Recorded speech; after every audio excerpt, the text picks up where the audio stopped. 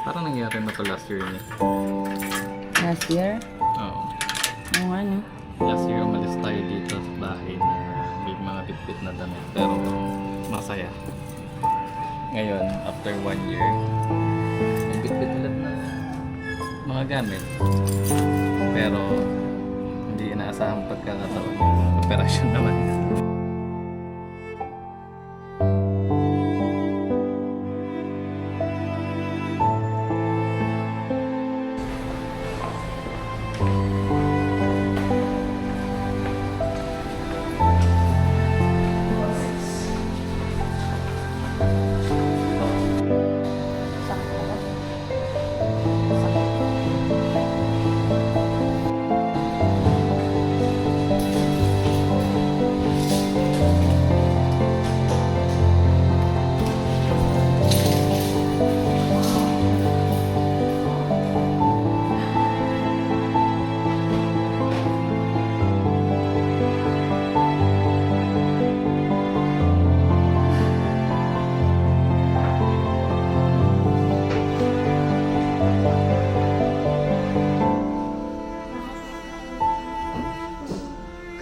Masyadong mababa. Meron din po ba kayong mga laboratory na kinuha outside? Yes, po. May PT po kayo din, sir. Ayun. Sige. So, bali, kukuhanin ko kayo muna ng med kasi kailangan po siya for your procedure.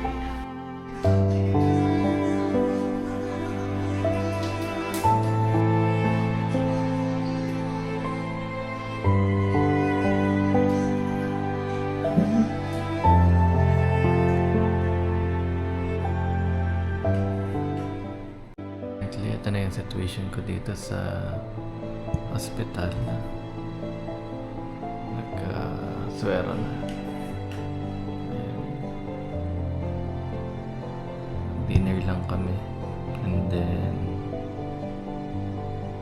tuloy-tuloy na yung pag-swero. And then, nakuha na rin ako ng dugo for procedure ng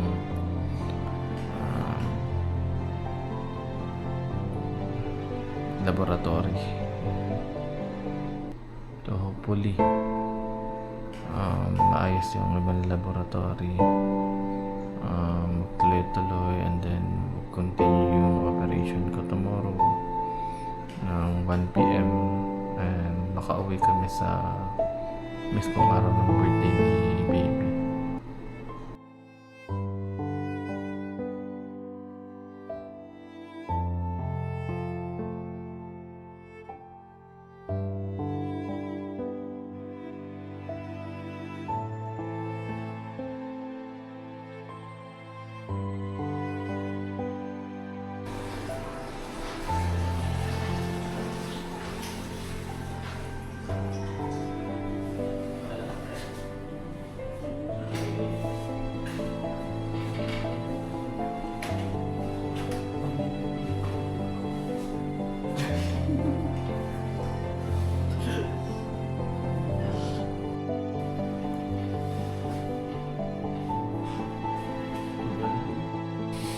Okay yan guys, time check tayo. It's already 3:30. Currently, lang sa boy para kunin yung delivery ng food para sa breakfast kasi as per schedule ko dito, ayun, 5 AM yung pinaka last na pwede akong kumain at mag-water. So, totally totally fasting na after 5 AM onwards kasi yung procedure is 1 PM. Nakakalungkot lang talagang isipin na last year we're into the same setup but in different scenario, different emotions.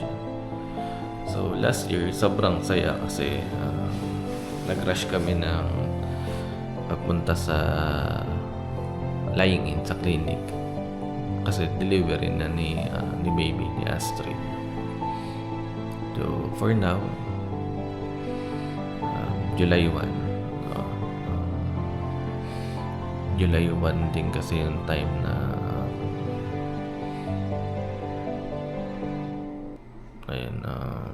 kailangan na namin mag-rush to the clinic. And then now, yesterday, nag-rush naman kami pupunta dito sa hospital to have my surgery sa gallbladder ko kasi namamaga na nga siya.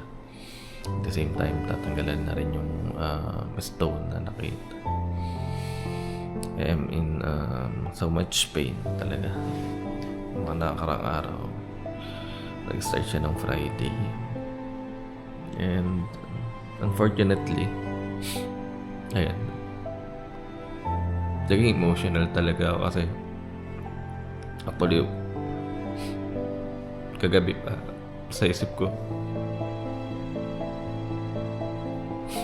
nag-birthday si Astrid. Pero yung first birthday pa niya, na gusto namin sa lubungin. We have plans actually.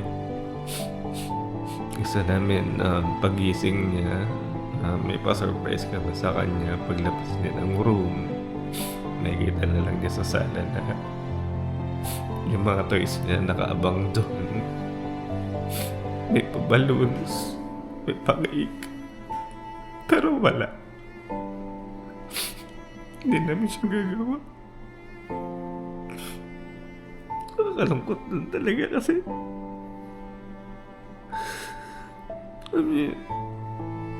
nagkataon pa mismo nagba-birthday pa yung anak namin. So, kagabi lalim lang iniisip ko. Tago, bakit ngayon pa, Lord? Bakit ngayon pa po nangyari ito? Kung alam mag-birthday si baby, pero wala, dito na tayo sa ganitong situation. Gagawa ko na lang is binibigay ko lahat sa kanya, kay Lord lahat. Alam ko, I have a purpose. I have a better plan. Pero bilang isang father, bilang isang magulang, sa mismong araw ng birthday ng baby mo, first birthday, wala, hindi mo lang siya makakantahan agad, hindi mo agad siya makakasama.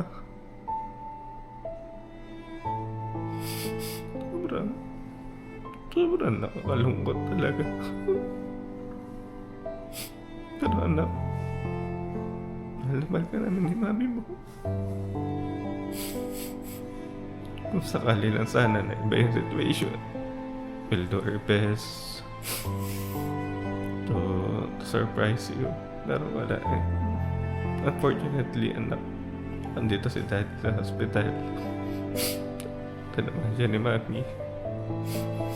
And I know someday you will understand kung bakit hindi natin document yung pagsalubong ng birthday. Alam yun, mahal na mahal ka ni daddy. And hopefully maging fast yung recovery. Kasi mamaya na yung operation ni daddy. Gusto kong makauwi talaga. July 5 na yung celebration ng dedication. And hopefully, andun si daddy na. Hopefully.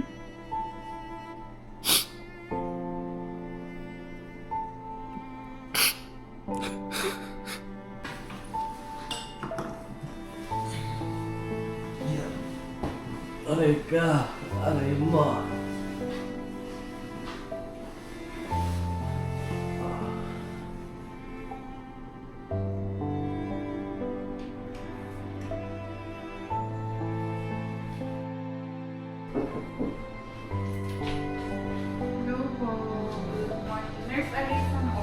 Patient Joey Albert. Next. Sir, mag-validate ng ito nga. Pwede pa-state ko ng buong pangalan. Date of birth. May 50. Okay. Baba na tayo ha.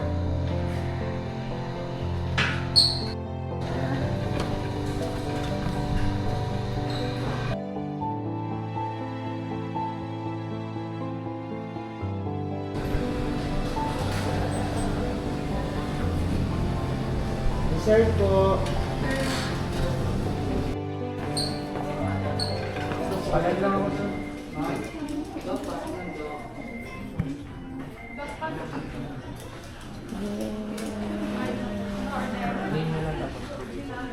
Okay, time check. It's already 12:50 p.m. So, 1 p.m. yung operation ni Honey. Then, any time, any minute, mag-start na yung operation niya. Andito ako ngayon sa 4th floor kung saan malapit yung operating room. Bawal na kasi ako pumasok dun sa loob.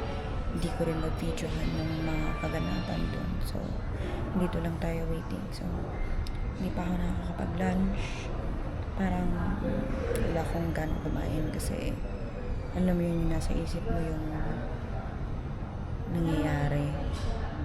So, pero kailangan ko pilitin kumain para maging malakas sa kanya. And so, yun. Anytime, makita rin ako siguro sa taas. Ayun yung doktor niya.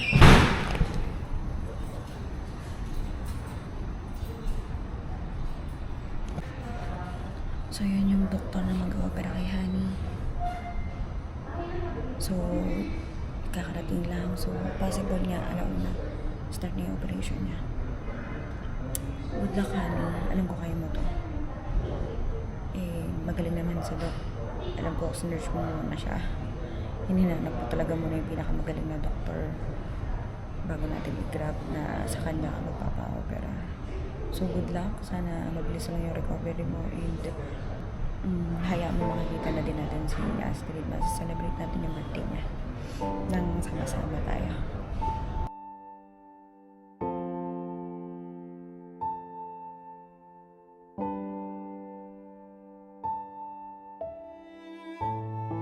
So, update guys. So, kakatawag lang sa akin ng OR.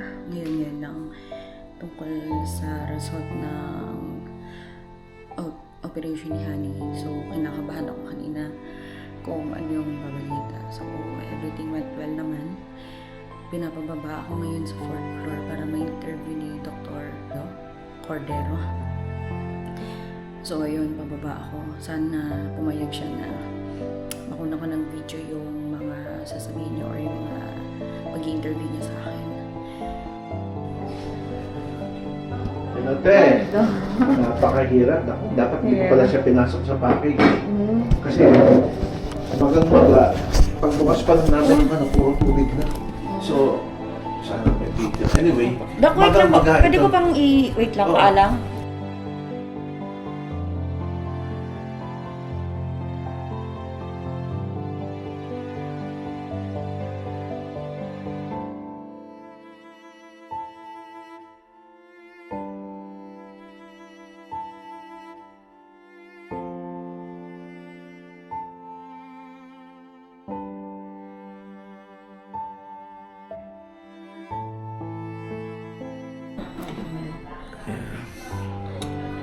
Kapal yun. Dapat gapapil lang to. Tingnan mo kung gaano kakapal. Yan yung pagiging magana, Dok. Yung Oo. pagiging makapal niya. Gapapil lang yan dapat eh. Ayun, Yun po. So, malala na pala siya, Dok. malala na talaga. Ayan, tingnan mo kung gaano kakapal. Ito Oh. nga. Dapat gapapil lang yan. Saka may kalat sa tiyan yung inflammatory fluid.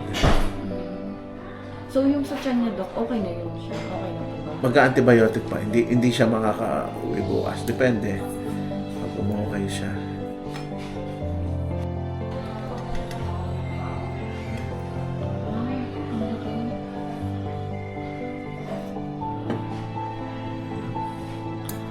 Yan, mga bato. Maliliit. medium size, large. Okay. Mayaman na tayo kung diamante. So, kailan po siya, Dok, pwedeng umuwi? Hopefully tomorrow or Sana, Dok. Friday. Kasi itutuloy pa natin yung antibiotic. Dapat kasi kung package, isang antibiotic. Madugo. Kasi madugo din kasi nakapit to sa atay. Happy birthday! Happy birthday! Happy birthday to you! Makauwi ba bukas? Hindi ko pa alam, titignan ko pa. Kasi kung sakali... Pag hindi pa pwede si Joey, huwag na lang pilitin. Yun nga eh. Hindi ko alam dun sa sinabi nung... Kasi pagdating sa bahay, baka ma-stress lang rin siya. May sakit din itong isa. Baby girl! Oo. I love you! Mami. Astrid, I love you! Mami.